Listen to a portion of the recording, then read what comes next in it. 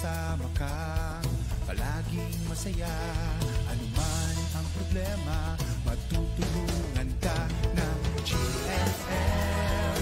GFM, GFM, GFM, GFM, GFM, GFM, GFM.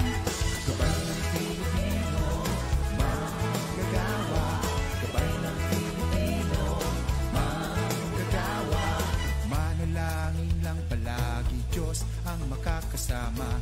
Buhay mo ay sisigla at may direksyon na dahil sa GFM. GFM, GFM, GFM, GFM, GFM, GFM, GFM. Gabay ng Pilipino, manggagawa. Gabay ng Pilipino, manggagawa. Buo ang pamilya, malalim ang pananampalataya. Maayos ang buhay kapag kipakinabang siya. Dito, doon, sa ibang bansa. GFM, GFM, GFM, GFM. Gabay ng Pilipino, manggagawa. Gabay ng Pilipino, manggagawa. Gabay ng Pilipino, manggagawa. Gabay ng Pilipino, manggagawa. OFW na naglilingkod sa ating bayan, sila ay susi sa ating kaunlaran. Hirap at dusang pinagdadaanan, matagumpay na di lalampasan. Kaya ating parangalan itong ating kabayan sa ginawa niya kabayanihan. GFM, Nagpapasalamat ako at nagpapasalamat po kami. GFM, GFM, GFM, GFM, GFM. Gabay ng Pilipino, manggagawa. Gabay ng Pilipino, manggagawa. Gabay ng Pilipino, manggagawa. Gabay ng Pilipino, manggagawa. GFM, GFM, GFM, GFM. GFM, Gabay ng Pilipinong Manggagawa, abroad.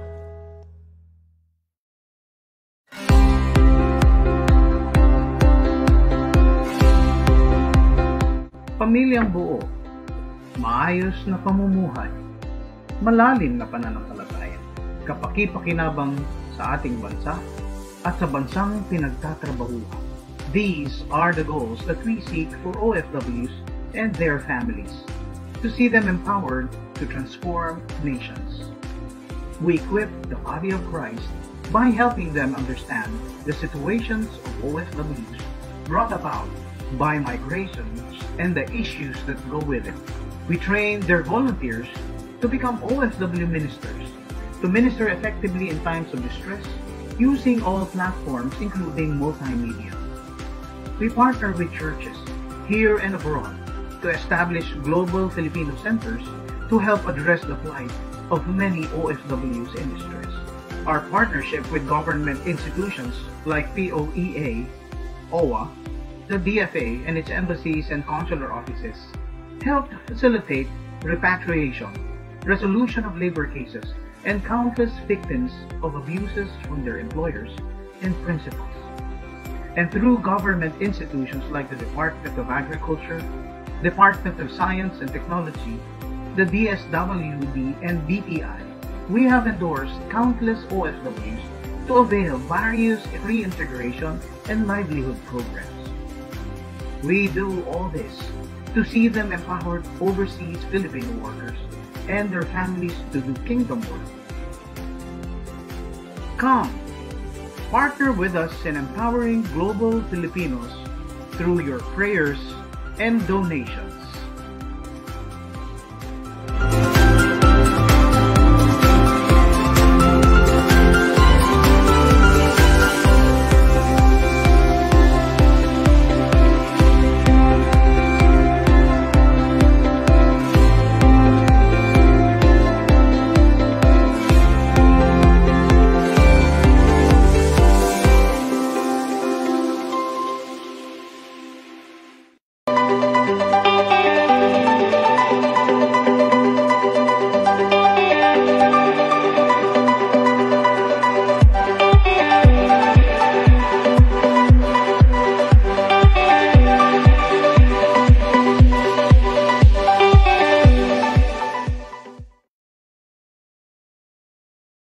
At isang magandang araw sa inyo mga kababayani.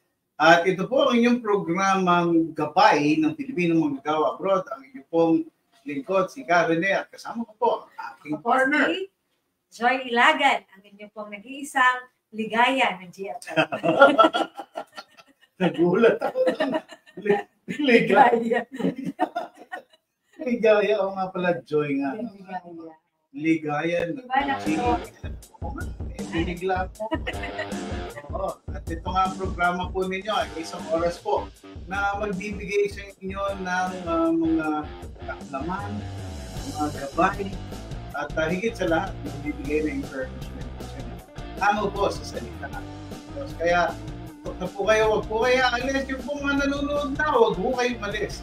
Dahil marami po kami pwedeng i-share sa inyo ngayong hapong ito. Ngayon ay araw ng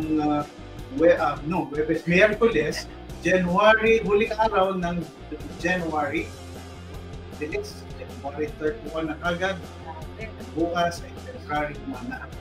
Ako, kaya po, tutukan niyo itong programa nito dahil marami ko kayo na ngayong araw nito. Partner, baka meron ka batiin natin. Yes, so magandang hapon po sa inyong lahat at kami po ay nagagalak makita kayo po ay makadaupang palad sa araw ng Webes and Wednesday nito sa gaya na our partner. At yun po ay talagang salamat po sa inyong panonood. Huwag po kayong alis pero mag-share po kayo at inyo po ipangalan po itong ating programa para marami pa may matutunan. Okay, may mga po-comment na may nanonood na nga. Batiin na nga natin sila. Batiin natin si Pastor Junel. Pastor Junel, sabi niya, God bless po always DFM. At si Janet Lorenzano Montalban, Grace, Mary, watching from Imos, Cavite. Yan, sino pa? Yan, pinapabasa si Kim Visas, Janet Montalban, Cindy Hintay, Katibayan, Bobadilla, Ben Bertran, Noel Andres, Bertran, Kaokmi, OFW Federation, San Roque, OFW Federation, San Mateo, Maragondon, Ministerial Council, Church of the Alpha Omega Christian Ministries, San Roque, Presi, Katubayan, Pastora Marina Ruloda Antonieta, Escultor, Aisa Antonio. Sana wala po. Ay, may nakalimutan na ako. Binabati natin ang ating GFM Ambassador. Birthday niya ngayon, si Lichu. At naalala mo ninyo. Happy birthday, Sister Lynn. Taga-GAGC Baybay. Yeah. Good. Sana mapadalhan kami. Magaling niya magawa ng puto, kaya padala mo na yung mga puto dyan. Puto! Anniversary ng church nila sa Sabado. Kutsita. Sige. At binabati na natin, pakita natin yung ating Facebook page. Ang ating pong, ayan po ang ating mga social media platform na pwede nyo po connect. Global Filipino Movement, yung Facebook, yung Instagram po natin, at saka yung ating YouTube channel. Palawakin po natin yung kaalaman natin sa benepisyo kapag nagdepensa through this social media platforms na connected po sa GFM Abroad at saka sa GFM Facebook. Papasalamat tayo sa 8.2 followers natin, 8.2,000 followers natin. Maraming salamat po. Yan nakikita nyo on screen. Yan po yung makikita nyo kapag in-access nyo yung FB page ng Global Filipino Movement. At kung kayo man pupunta dito sa ating pong ating pong opisina. Ayan po ang makikita nyo, yung pin na yan. Tatabi lamang po kami ng BMW Central State Center Building, Ortigas Avenue, Mandaluyong City. At syempre, nandito na rin lamang kayo, malalaman nyo na meron tayong mga program. Katulad ng tinatawag natin na school program, caring for outstanding and outbound laborers, Monday to Friday. No? Makikita nyo po kami, ang aming pong free meal sa 11 a.m. to 1 p.m. naman po, kaya first come first served basis yan. Pero yung pong mga online appointment, printing of documents, online submission of documents for direct hires, photocopying, paralegal services mula 7 hanggang 4 p.m. Kaya dalaw na po kayo sa amin para ma-experience itong mga services na ito. Joy, Yes last po. call na ang ating testing. Yes, so para po sa lahat na taga-NCR and calling all OFWs in NCR, deadline na po ang pag-join po natin sa Creating OFW Technopreneurs through Science and Technology. Kaya kayo po ay dumali at tayo po ay baka magsara na. Ay deadline na po ngayon. Dumali o magmadali. Magmadali. At baka po kayo masaraduhan. So alam mga alas 4 po. And before 5 p.m. dapat po ay kayo ay naka-join na. Yeah, okay. At siyempre, ngayong araw na ito, sabi nga natin, meron tayong matutunan. Dahil meron tayong mga kwentong mga OFWs. Hindi lang on the land-based side, pero sa sea-based din. Eh, di ba, si Rico My Loves, seafarer. Yes. Di ba? Oo. Kaya, Giniginaw sa gitna ng giniginaw sa gitna ng China Sea. ang Negative aking amihan Negative 8. ay umiihip dyan sa China Sea na yan. Sigurado bang China Sea or Philippine Sea? Oo nga, no? Philippine Sea ba talaga o China Sea? Oh, anyway, sige. Ngayon, mapapakinggan natin yung interview. Oh, sige. Sa Pakinggan natin. isang seafarer at kung paano niya ba binabalanse yung kanyang pagiging seafarer. Pero at the same time, pasok siya. Siya ay seafarer sa isang cruise ship at pakinggan natin yung ating panayam para malaman natin ano ba buhay ng isang seafarer sa cruise ship. Tapos, nababalanse niya yung work at the same time siya ay pasok. Panoorin po natin para makakuha kayo ng encouragement. At Yes. mga tips, ano niya ba ginagawa? Ito. Hapong ito mga kababayani, kasama natin ang isang kaibigan at matagal na nating kakilala na ating pong madidinig yung kanyang istorya bilang isang seafarer at isang Christian minister din on board. Magandang hapon sa iyo, Pastor Jake. No? Can I call you Pastor Jake? Yes po, Pastor. Ayan. Pastor Jake, matagal na tayong nagkakilala and thank you dahil binigyan mo kami ng pagkakataon na magkaroon ng interview with you. Alam naman namin, bilang isang seafarer, hindi ka palagi narito. Pero siguro simulan natin, kailan ka naging seafarer or seaman?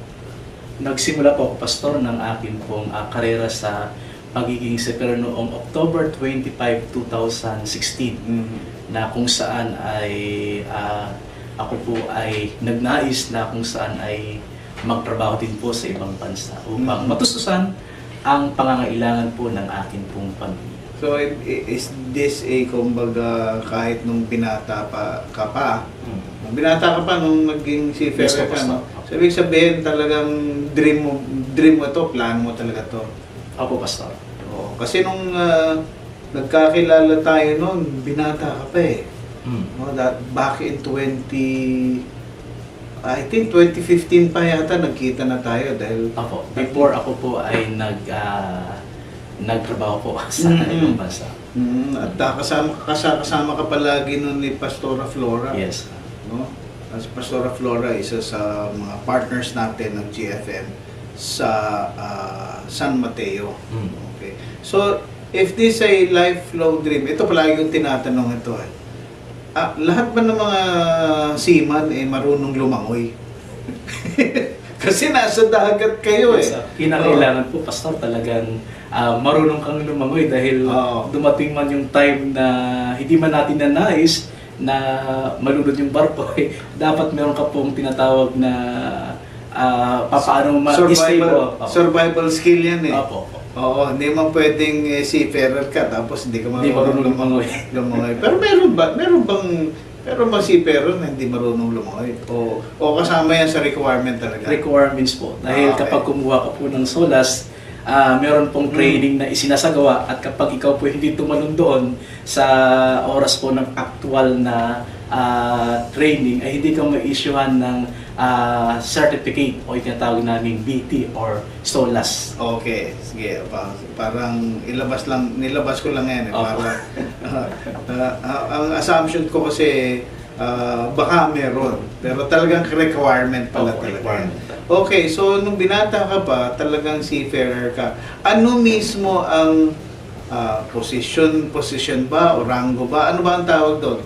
Ikaw ba ay formally nag-training bilang isang seafarer o nung college pa yan talaga ang kinuha mo? Hindi po dahil nag-aaral po ako sa college ay computer programming po yung aking course doon na naitapos sa kolehiyo. Okay. So balit ang seafarer po ay meron pong iba't ibang mga kategorya ng trabaho na maaari pong for example, kayo po ay nagtatrabaho sa hotel department or housekeeping or culinary, ay maaari po kayong magtrabaho on board. Subalit, kinakailangan yung dumaan sa proseso ng mga training, kagaya ng TESDA, at yun din po ay kinakailangan yung tungkol sa TESDA, and then yung sa pagbabarko yung tinatawag nating SOLAS. SOLAS, ay yes. po. Ano nga yung SOLAS para sa para sa ating mga nanonood? Ano ibig sabihin ng SOLAS? Yung SOLAS po ay kategorya po na tinatawag nating basic training na napapalob yun yung sa paanong mag-survive pag oras po ng tinatawag na so it's a certification. Yes, It's a requirement sa lahat ng gustong mag-seafarer. So bilang isang computer programming graduate, nasa ka na mag-seafarer. Yes, Pastor. So nung training ka, anong mismong particular na training ang kinuha mo? Training. Honestly po, Pastor, noon, talaga nag-work pa ako sa office as office staff noon. So, office staff. Pero nang kalaunan po ay lumipat po ako ng career at yan po ay yung sa culinary po. Naging dishwasher po ako at the time. And then, kalaunan po ay, kaya po sila ko kanina na kahit ka po ay nagtatrabaho sa culinary or hotel department, ay maaari ka pong magtrabaho sa barko, kinakailangan mo lang i-comply yung mga requirements ng isa pong agency o ng isa pong kumpanya ng barko. Okay. At yung sa pagsakay naman sa barko, iba't ibang klase rin ng barko yan eh, di ba? Yes, Pastor. Like merong cruise ship, merong tanker, may cargo. Yung vessel mo mismo, anong type niya? Passenger po kami or natawag na cruise ship po. Oh, so sa cruise ship ka. Yes. And so ngayon, ang iyong pinaka main na trabaho ay sa technical po. Sa technical naman ngayon. Yan po. Okay, so medyo ibig sabihin nag-upgrade din pala. Po. No, from dishwasher ka before, ngayon nasa technical ka na. Explain mo nga sa amin, ano ba sa loob po ng barko po ay meron pong proseso na kung saan ay pwede ka pong, ito po yung tinatawag na cross-training program ng bawat company. Kapag nais mo pong ma-upgrade yung iyong karera sa pagbabarko ay kinakailangan mong dumaan sa proseso ng cross-training. Okay. Kaya noon, ako po ay galing sa dishwasher sa culinary department ng cruise ship.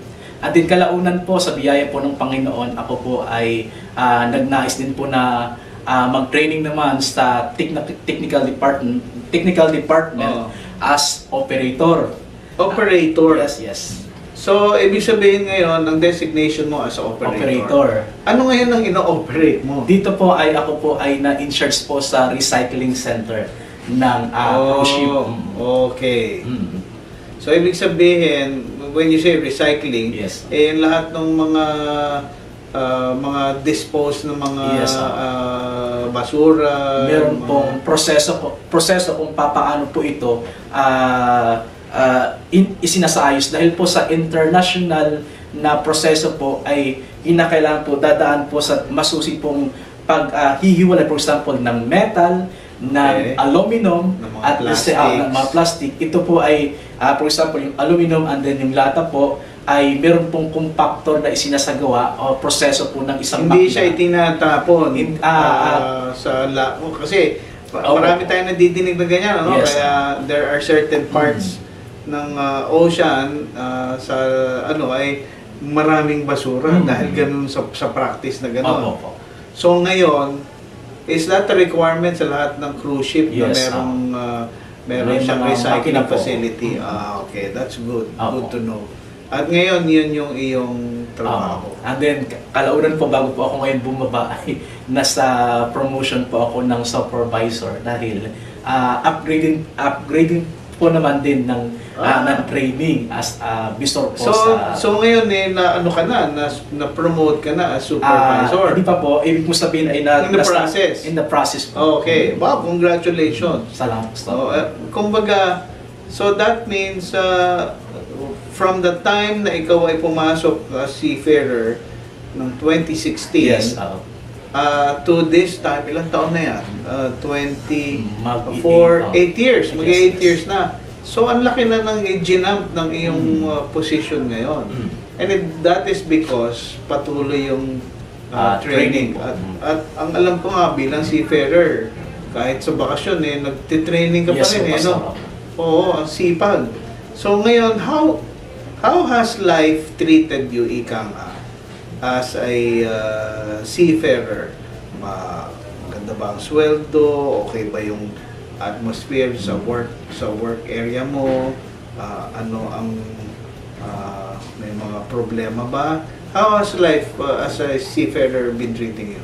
Sa loob po ng barko ay maganda rin po ang accommodation doon sa masayo po natin sa loob po ng barko at marami pong mga benepisyo pong bukod doon sa pagkain, sa accommodation. Nararating mo po yung pinaka-special po sa akin, nararating mo yung mga lugar o iba't ibang bansa na dati ay pinapangarap ko po. Pinapangarap ko lang. Pero sa biyaya po ng Panginoon, ito po yung atin pong narating. At nakikita ko yun Yes. sa mga post mo sa Facebook. Sabi ko, iba't ibang lugar na ang Yes. iyong nadating. So, saan yun? Can you mention? Sa Europe? Sa Europe, and Okay. then sa US, Sa at US. part po ng Mediterranean. And then yung panahon po ng yung January 7 doon sa Israel. Nandito kayo? Naroon po kami. Oh. Yun po yung araw ng tour ko po sa Jerusalem. Pero Naka-anchor kayo doon? naka-anchor po. Oh. Nakasakay na po kami ng bus for tour. Pero Hindi natuloy? Hindi po natuloy. Kami po ay I think is 1 hour na yung biyahe namin from Tel Aviv to Jerusalem. Dahil nga po ay nagkaroon po ng hindi magandang pangyayari doon. Yes, oo. Ito po ay kinansilan ng So, ibig sabihin, in transit na kayo dapat? yes, Pastor. Pero bumalik na kayo? Okay, so for safety reason. Okay, so ibig sabihin talaga extensive na yung travel mo. Ngayon, and I know that you got married. Yes, No? Pastor. Kailan ka ikinasal? Nang nakarang taon po ng February 27, 2013. And you got married with someone na galing or nakabase sa Romblon. Yes. Abay, paano naman kayo nagkakilala? Alam ko, taga San Mateo ka. Tapos siya sa Romblon. Paano kayo nagkakilala? Honestly po, Pastor, ako po'y taga-Romblon talaga. At so, taga-Romblon ka pala. Magkaibang bayan lang po kami. Ang misis ko po ay galing po ng Ojongan. Ako naman po ay galing naman po ng San Agustin. Okay. Ang Romblon, if I am correct, is known for yung parang pinaka-product yung marmol. Yes, Yung yes. mga marmol. Eh, di ibig sabihin, ng mga bahay nyo, puro mga naka-marmol din kayo doon. yung mga sinauna po.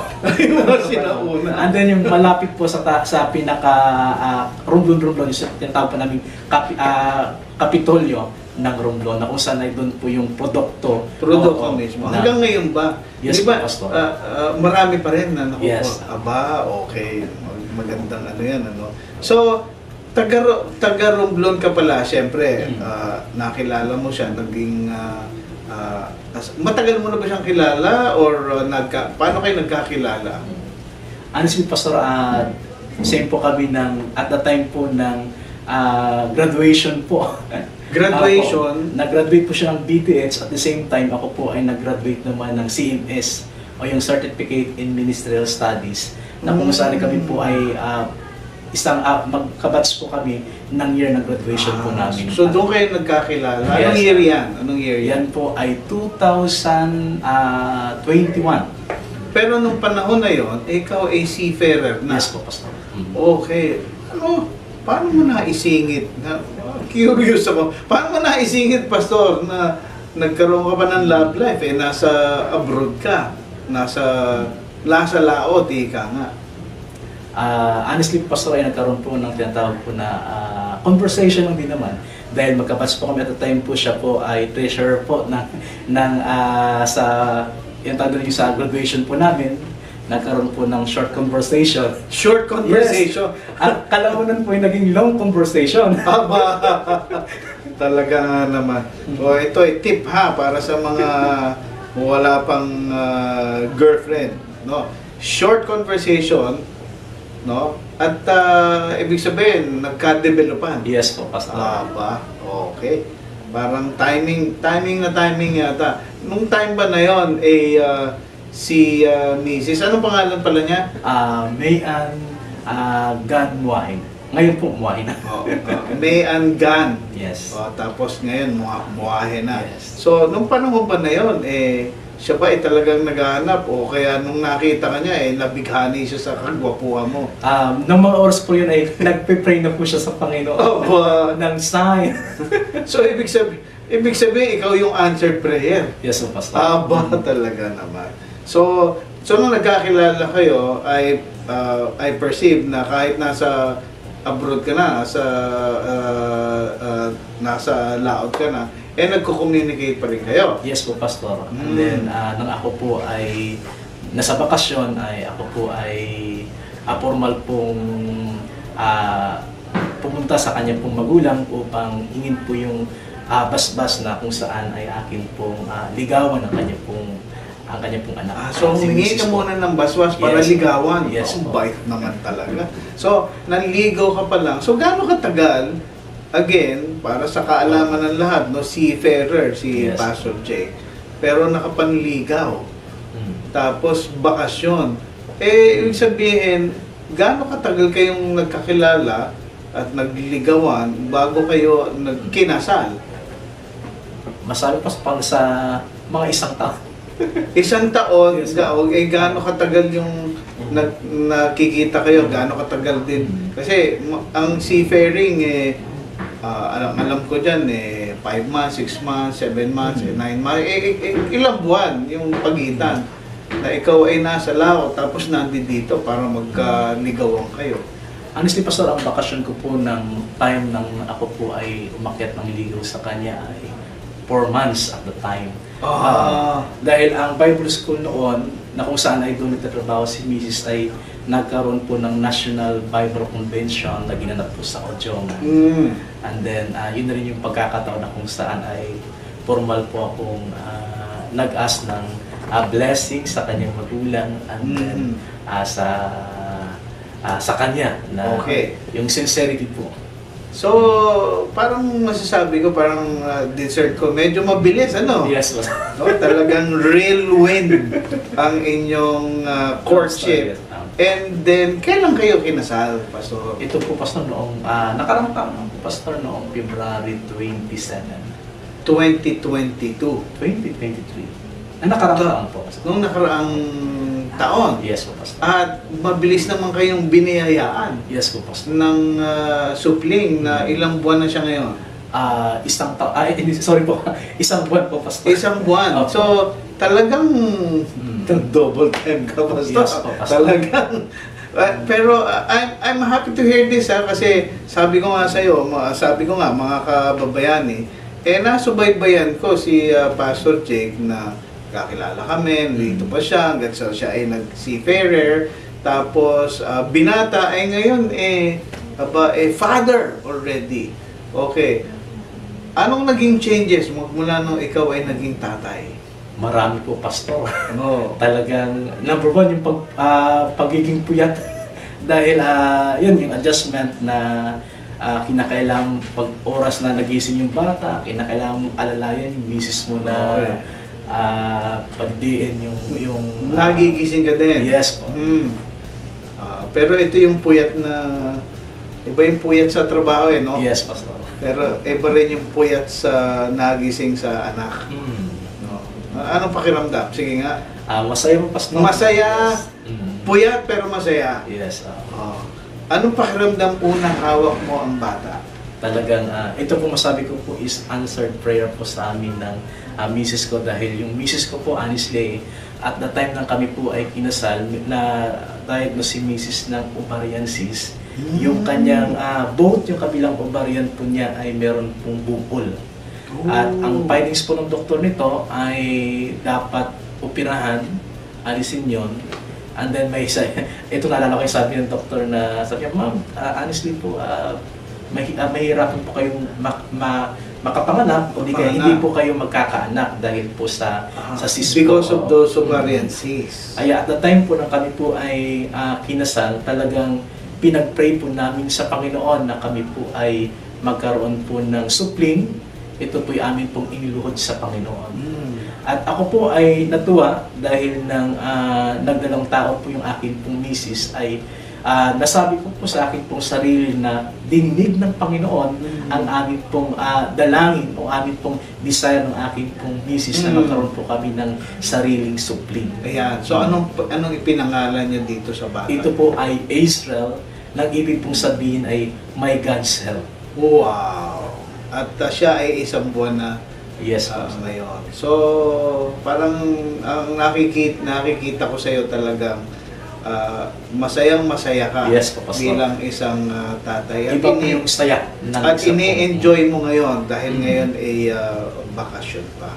Ngayon siguro balik tayo doon sa bilang isang seafarer. Dahil nabanggit mo nga na aside from being a seafarer na mapopromote na, ikaw din a Christian minister. Yes po.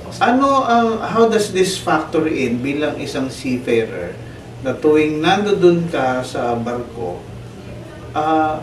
paano nagka-come into play yung pagiging pastor mo, Christian minister, habang nandoon sa barko? Alam ko na ikaw ay officially nagtatrabaho doon.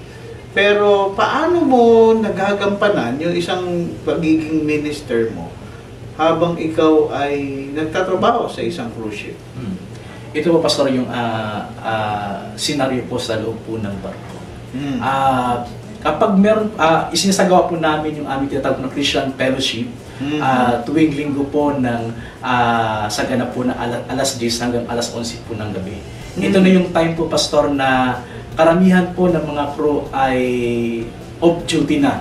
Off-duty na? Yes, alas 10. Okay. At doon po namin, ito po ay nagpo-post po ako ng poster doon sa About Time Capture na kung saan meron pong paanyaya na maaari po silang dumalo, umattend doon sa Christian Fellowship na kung saan ay pinapalakas o nagpapalakasan ang bawat isa sa pananampalataya. At dito po, Pastor, ang mga nakakasama po namin ay iba't ibang mga religion, especially po yung mga Katolik po na dumadalo, and then yung mga... So, kahit sino pwedeng umattend? Open po siya, Pastor. Whether or not Yes, Christian ka, Catholic ka, or kung sino yung pwedeng umattend? Opo. O yung gusto? Yes. At this is being allowed? Yes. No? May permiso ito? Opo. Okay. Bali po, Pastor, ang ginagawa ko po doon, ako po ay formal na nakikipag-usap po sa Human Resource Development na kung saan ay ako po ay magsasagawa ng isa pong Christian meeting para something doon, Okay. na kung saan ito po yung fellowship Kaya doon po ay naka-attach naman po yung mga documents dahil one time nang ako po ay nag-ask ng permission sa HRI, hinanapan po ako ng credential na ano ba yung authorized na ikaw ay magsagawa. Ano po sa biyaya po ng Panginoon bilang pastor po ay nagagamit ko po yung credential upang magbukas po ng gawain ng Panginoon sa loob po ng barko. Okay, so ibig sabihin there's authorization Yes. and there is a kumbaga formal na pagbibigay ng permiso na nagagawa mo ito. Ano ang bilang isang seafarer, ano ang palagay mo na idudulot ng ganitong Christian fellowship sa'yo bilang ministro at doon sa mga kasama mong mga seafarer kapag ginagawa mo ito? Ano positive na bunga na ibinibigay nito? Dito po, Pastor, ay sa loob po ng sa barko po ay yung mga umaattend ay may mga struggle din po sa buhay silang nararanasan sa kanila pong, sa pamilya po nila, at doon po ay na-open up po nila. For example, Pastor, kailangan ko po ng panalangin dahil po yung akin pong kapatid, yung akin pong magulang ay meron pong sakit. At dito po ay bilang isa pong mananampalataya ay ini-encourage po natin silang magtiwala sa Panginoon na ang Diyos ay meron pong kakayanan o meron pong kapangyarihan na kumilos doon sa kanya pong kamag-anak o sa kanya pong pamilya.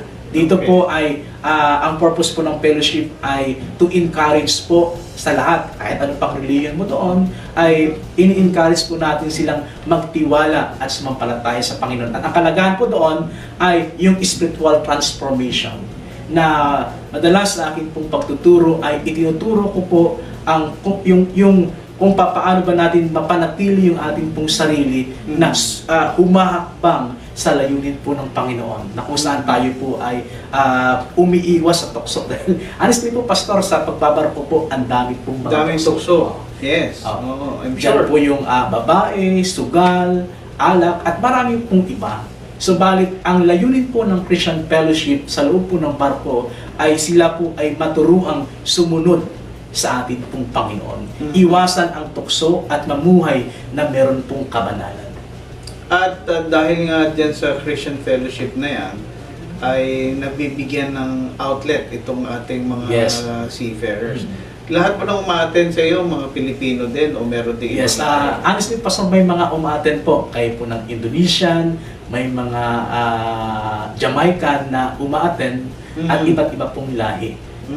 So international din, international din pala.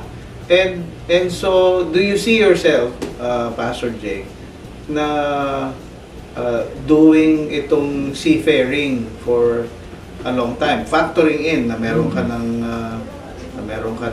anak na inaalagaan? How do you see yourself? Ikaw ba ay magpapatuloy, magtatagal pa bilang isang seafaring pastor, or tama ba? Pastor na seafarer? Anong outlook? Sa amin po ay, dahil pinag-uusapan din namin ang aking pong may bahay. Sabi ko sa akin pong may bahay, sa loob na ng 3 taon o 4 na taon, ako po ay maghihinto na rin sa pagbabarko upang ilaan ko yung aking pong oras o panahon sa amin pong pamilya. At doon din po ay kami po ay nagpa-plan ng akin pong misis na umawak na po ng church o church plan. So ibig sabihin, ang outlook mo another 5 years. Yes. No? At pagkatapos nun ikaw ay anong tawag doon, exit o magfo-forgo na. No? At maganda naman yung plano nyo dahil meron kayong anak. And at the same time, I think much better na yung presensya mo ay naroon kapag lumalaki yung bata. Sa huling bahagi naman, bilang isang seafarer, knowing na maraming pwedeng maging hindrance sa iyong faith bilang isang Christian minister, napakaraming temptations para pwede kang maging mabandage doon sa mga yon, like for example gambling or alak or mga bisyo, anong encouragement or anong paalala ang pwede mong ibigay sa mga kapwa seafarer mo para hindi silang malulong sa mga ganoong mga bagay at maging intact yung kanilang pagkatao, na aalis sila, babalik sila, maayos yung relasyon sa asawa o sa pamilya, at higit sa lahat may malalim silang pananampalataya. Ito po yung sasabi, Pastor, sa kanila na hanapin natin ang Diyos sa ating pong buhay. Dahil kapag tayo po ay ay hiwalay sa Panginoon, nagagawa natin yung mga bagay na ikakasira ng ating pong pamilya. Subalit kapag hinanap po natin ang Diyos sa ating pong buhay, nariyan ang salita ng Diyos na kung saan na ito'y ating pong pinagninilay-nilayan, ito yung ating pong sinasalamin ng ating pong buhay, na itatama yung ating pong mga maling perspektibo. Kapag ang isang tao po ay malayo po sa Panginoon, dito na po pumapasok yung tukso ng buhay. Nagagawa po ng isang tao ang paggawa ng kasalanan o namumuhay sa kasalanan dahil lumalayo po sa Panginoon. Pero kapag atin pong binigyan po ng pagkakataon o ini-encourage po natin ang mga kapwa natin kamarino na kung saan ay hanapin ang Diyos sa kanila pong buhay, at ito po'y mahanap po nila sa pamagitan po ng salita ng Panginoon. Dito po, naranasan po nilang sila po ay nabubuksan yung kanila pong isipan na kung saan ay mamuhay na meron pong kabanalan, o di kaya ay sila po ay lumayo sa pagkakasala. And so therefore, dito pumapasok yung kahalagahan ng merong Christian fellowship, Yes, Pastor. or Christian gathering. However short, no, ito basta merong inaatinan, kasi ito yung parang pampabreak doon sa sinasabi mong temptation. Yes, Pastor. No, maari kasing meron sa kanila kasi ang temptation iniisip mo pa lang yan pero maaaring hindi mo pa ginagawa. And dahil sa mga ganitong Christian fellowship, pagka nahanap ng isang marino ang Diyos, yun ang kanyang deterrent. Yes, Pastor. Parang sa akin, nahalin tulad ko yan, Pastor Jake, no, sa parang di ba meron kayong mga survival skills na inaaral, Yes. Parang isa rin itong survival technique or survival method in combating temptations or bondages, na katulad ng mga binanggit ko kanina. And so therefore, nire-recommenda mo ito sa mga marino. Yes. At uli na lang siguro, ano pa yung pwede mong sabihin sa mga kapwa marino mo, kapwa seafarer mo, o kung sabihin na natin, bilin sa kanila para sa kanilang matagumpay na pagiging seafarer. Isa po na maaari pong sabihin sa kanila ay huwag natin kalimutan ang Diyos sa ating pong buhay. Kung nais mong ikaw ay magtagumpay sa buhay, parati po natin unahin ang Panginoon. Diyan man tayo sa ibayong dagat, nag-trabaho malayo tayo sa ating pamilya, pero dahil sa salita ng Panginoon, mas lalo po tayong na-encourage, nakakangkar po natin yung kalungkutan na tayo po ay nahiwalay sa ating pong pamilya. At doon, dahil sa salita ng Panginoon, tayo po ay na-encourage, nagiging inspirasyon po natin ang salita ng Panginoon para sa ating pong pamilya, na tayo po ay narito sa industriya ng pagbabarko upang matugunan ang pangailangan ng ating pong pamilya. At makakamit po natin ang tagumpay kapag si Kristo ang parati po natin inuuna sa ating pong buhay. Okay, nako, maraming salamat sa pag-share mo ng iyong buhay and encouragement para sa ating mga seafarers. I'm sure sa mga nanonood ay nakapulot sila ng mga mahalagang aral. Salamat, Pastor Jake, for your time. Pastor. Sa uulitin, siguro pag sa susunod na punta mo dito, kasama mo na yung iyong maliit na bundle of joy, ano? Yes, Pastor. Okay, maraming salamat po at inyo pong subaybayan itong episode na ito para naman ma-encourage din kayo. Para sa mga seafarers po ito.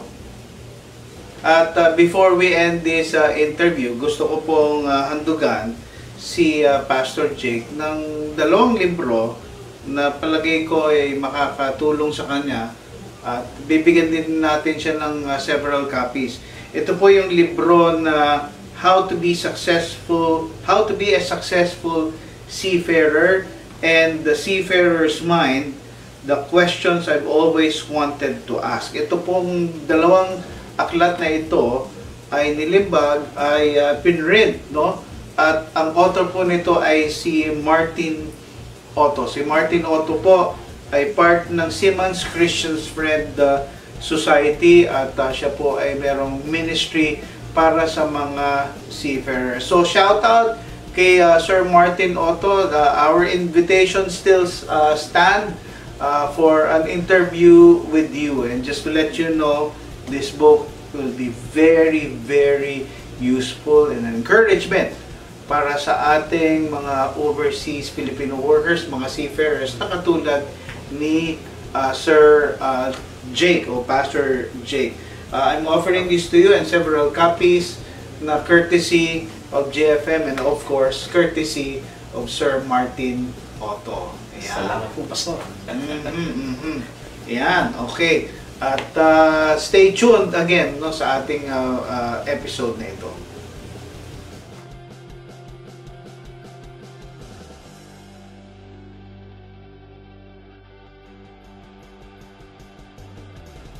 Pastor, yan po ang ating panayam at 30 minutes kay Pastor Jake Moahe, na isang pastor at isang seafarer din. At ganda yung interaction natin, Ate John. Kasi tingnan mo ha, isang seafarer, nagsimula sa mababa, unti-unting itinaas ang kanyang antas ng kaalaman, and then hanggang sa makarating siya ay parang nasa technical na, no? Na part na kanyang pagiging isang seafarer. Kaya congratulations, and we are truly encouraged sa iyo, Pastor Jake. At salamat sa pagpapa-interview mo sa amin. Pero anong take home mo doon sa mga sinabi niyang paano siya naging intact yung kanyang pagiging isang OFW despite the fact na maraming mga temptation? Okay, so salamat. Salamat, partner. At muli po ay salamat kay Pastor Jake sa kanyang napaka malamang testimonya at pag-share po sa atin. Malaman po talaga. Kasi naalala ko lang yung kanyang kwento from binata hanggang siya mag-asawa. No? So nagbalik sa aking memorya kung paano din yung asawa ko. Ano? At ang sabi mo nga yung take home, sinasabi mo, yung isa lang natandaan ko sa kanya kung paano niya na pagtagumpayan ang lahat ng mga temptation ay yung pananatili niya sa kanyang pananampalataya o yung kanyang relasyon sa Diyos. Yun ang naging sabi niya na kaya na-avoid niya na hindi siya mag-commit o mag-tempt sa anumang mga temptasyon na common sa barko.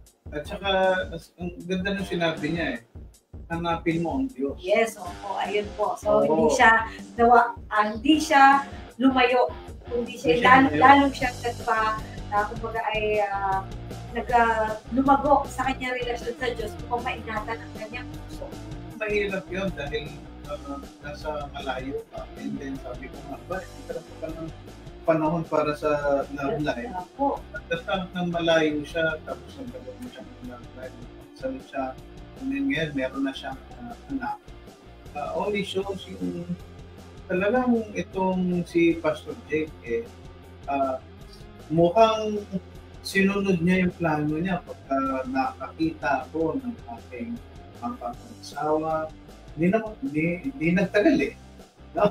Sabi ko nga, parang ang bilis Pero siguro partner, kaya siya nagawa niyo, then nag-prepare muna din siya. Nag-prepare na. Nag-prepare siya ng parang pangkabuhayan din nila. Oo, nag-prepare muna siya. And maganda nga, sabi ko, tagal na kami walang kilala. 2015, as early as 2015, nakikita na kami dito, nag-training na siya. Tapos nung nalaman ko nga, na siya pa ay lalayad na. So, nag-training siya dito sa GFM? Nag-expose siya sa mga training ng Wow, GFM. kaya pala ganun Isa siya. siya sa mga nauna, ang church niya, ano to?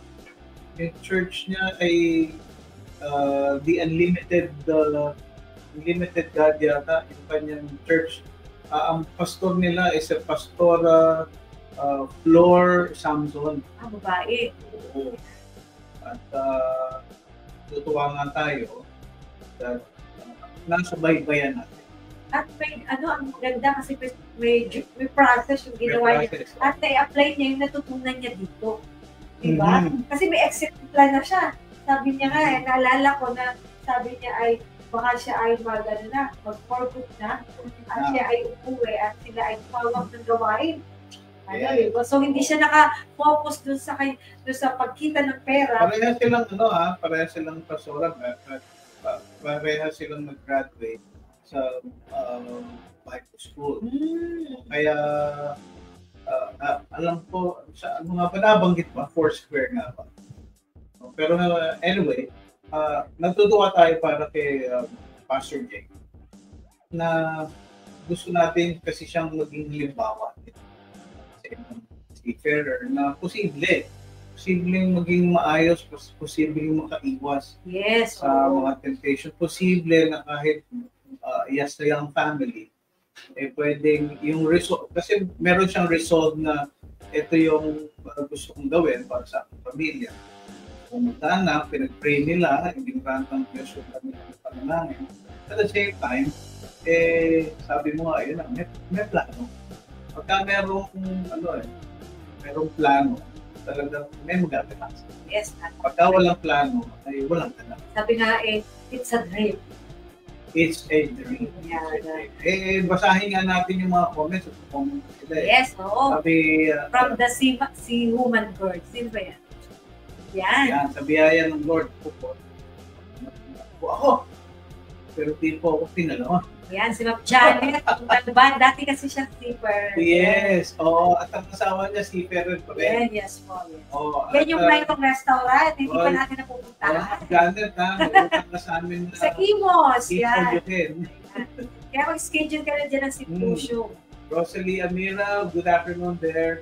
Congratulations to the Elect Eagles Club and Rex Region. Wow. Si Ma'am Amira, yung ating ka-partner sa On The Move, Pag-Action. At syempre, dadalaw po, dadalaw po si Pastor June diyan at makikita kayo. Sabi ni Amira, mapapasana all ka na lang sa love story ni Pastor. Ayan. Naghahanap ka ba ng love life? Sabi, wala po, posible sa Tama! Yes, posible sa Panginoon. Kaya makakahanap ka niyan, mga Amira. Basta maghihintay ka lang Nandito kami ni partner kung kailangan mo ng Ninong at Nina. Kailangan mo magkakasal ng pastor. Tignan ako. Hello Robles, blessed afternoon po. Si Reynaldo Campillo watching from Northgate. Ayan. Hello, Kuya Ray. Sipa.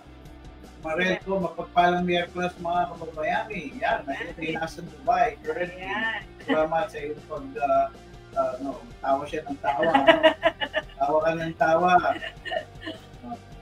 Palibasa, talagang tinamaan ka sa aming comment, Kaya invite natin siya para sa love month natin sa February, Ma'am Amira. Ma-interview rin namin dito, Ma'am Amira, kasi gabay ng Pilipinong magagawa abroad. Marami ka rin gabay. Kaya huwag kang mag-alala, ma-interview ka rin dito. Lalo na sa puso.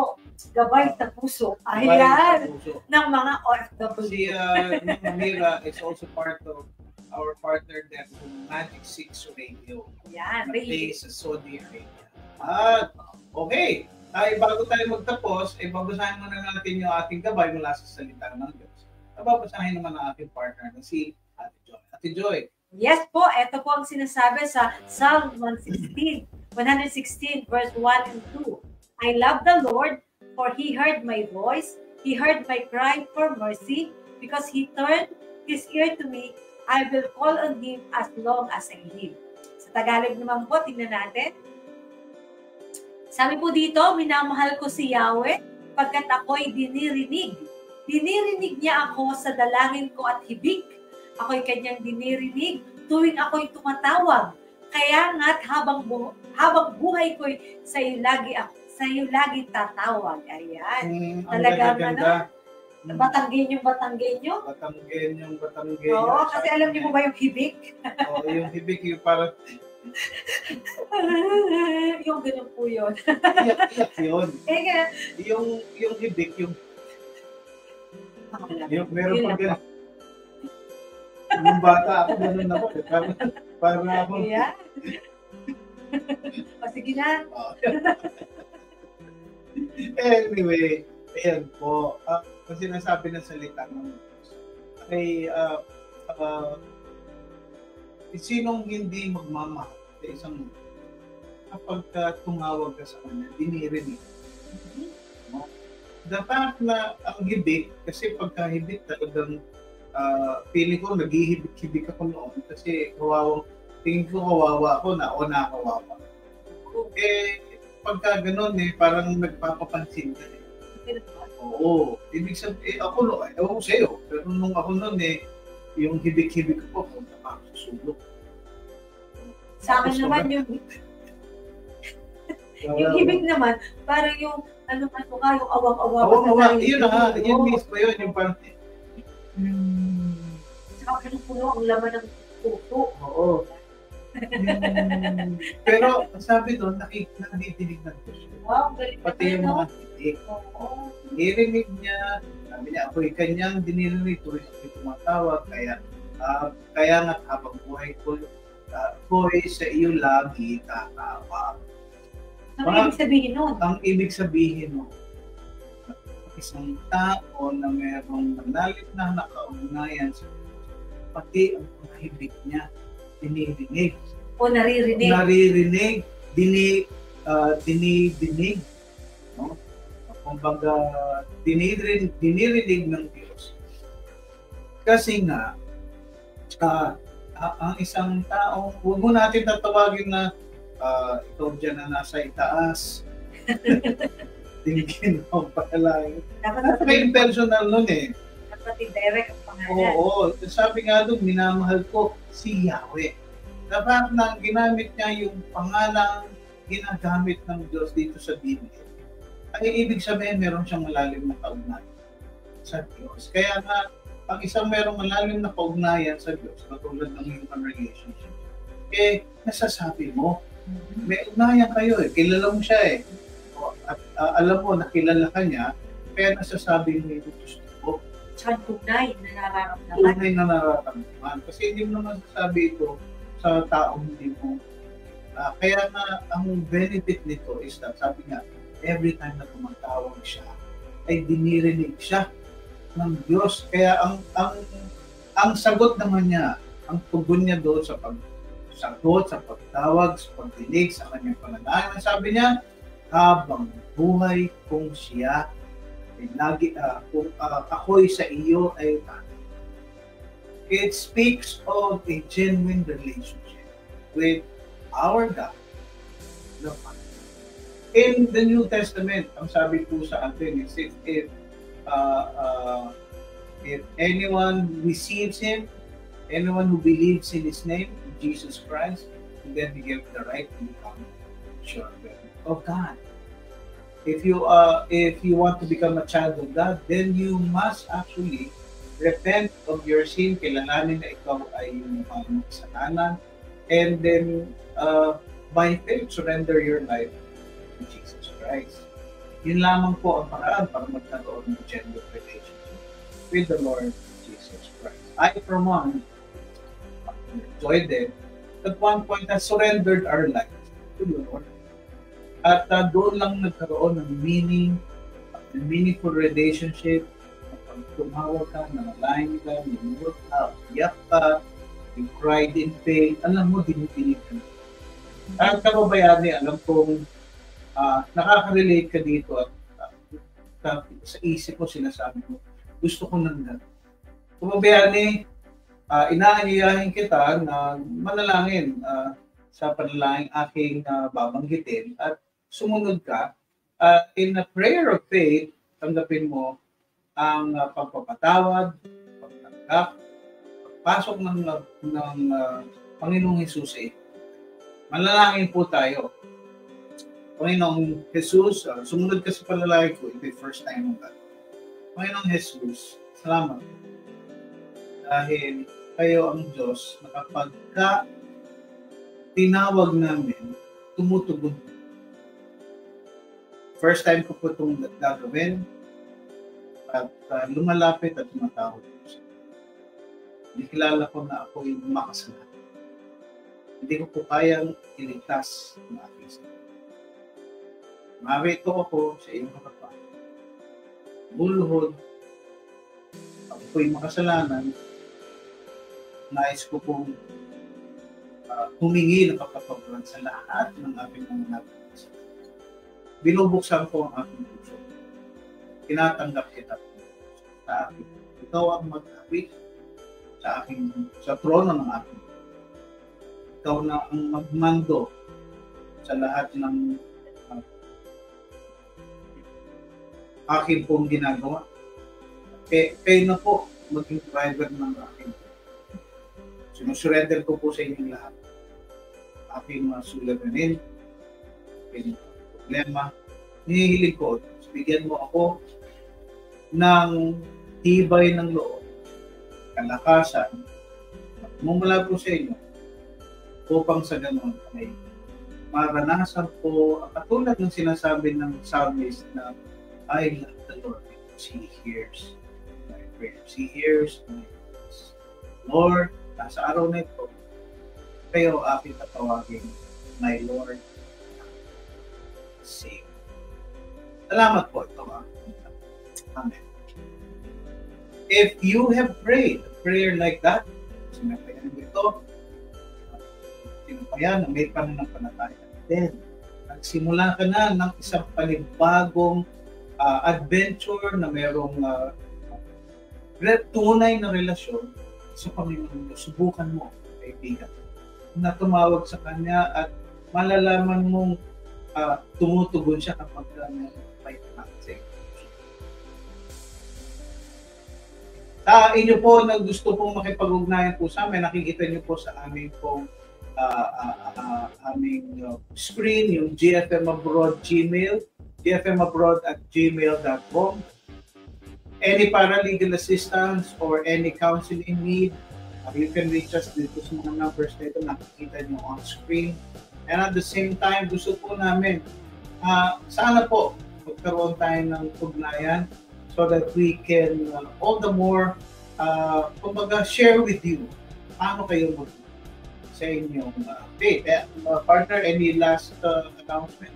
Yes po, so salamat po sa lahat po ng ating mga OFWs na gusto maging matatag sa kanilang buhay at ma-overcome ang anumang temptation. Mahalaga po talaga una yung pagmamahal natin sa Lord. Pag po natin mahal ang Lord, yun po kanyang salita ang gagabay po sa atin para tayo po ay maging matatag at matyaga sa lahat ng ating pong haharapin mga pagsubok. At yun din po ay binabati ko po ang JGC Baybay sa kanilang 3rd year anniversary sa Sabado, February 3. Happy anniversary po dyan po sa JGC Baybay, Rosario, Batangas. At sa aking tatay na mag-birthday, 68th birthday ng tatay ko din sa Sabado. Tatay Serle, happy birthday po. Salamat po sa inyong buhay. No? Ano ulit pangalan? Serle po. Serle? Yapon. C-E-R-L-Y Manigbat. Ayan. At sa aking yes po. At sa aking ninang Josie na bagong dating galing US, welcome po ulit dito sa bayan ng Pilipinas. At nawa po ma-enjoy po ninyo ulit. Maligayang pagbabalik. Salamat po sa Diyos. Hindi ko pa natatanggapaan sa iyo po. Okay, so salamat po muli at tayo po'y patuloy na maging matatag at ang Diyos po lagi ang ating unahin sa ating. Kaya Mayani, tandaan mong lagi, mahal ka ng Diyos. Okay po, God bless you. Thank you.